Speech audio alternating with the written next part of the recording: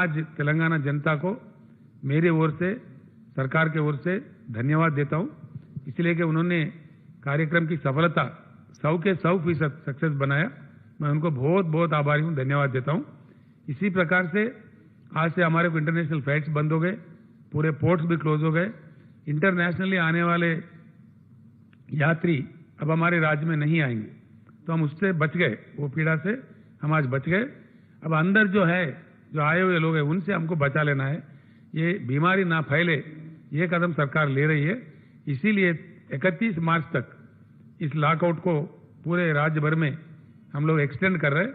आज जिस प्रकार से जनता ने सहयोग दिया है, नियंत्रण किया है, अपने आप को निमंत्रण में रखा है, घर को सीमित किया है, इसी प्रकार से एक और हफ्ता आप घर में ही सीमित रहे, 5 लोगों से ज्यादा बाहर नहीं आ सकते। सुविधाओं के लिए जो देना चाहिए वो पूरे बंदोबस्त हमारे सरकार की तरफ से पूरी उपलब्धियां होंगे। एसेंशियल कमोडिटीज भी, हेल्थ सर्विसेज भी, इमरजेंसी सर्विसेज भी, जो कुछ भी चाहिए वो पूरे आपके पास आएंगे। आपको कोई चिंता करने की जरूरत नहीं है। गरीब जनता के लिए जो हमारे पास 87 लाख के ऊपर व्हाइट रेशन कार्ड है, उनके सुविधा के लिए एक 12 किलो चावल और एक 1500 रुपये एक महीने का रेशन जो है उनको फ्री में, मुफ्त में दिया जा रहा है। वही सभी लोगों को कुछ ही दिनों में, अगला 2-4 दिनों में, 5 दिन के अंदर सभी को पहुंचा दिया जाएगा। जो डीलर व्यवस्था है हमारा, वो पक्का व्यवस्था है, पीडीएस व्यवस्था, उस व्यवस्था के जरिए पहुंचाएंगे।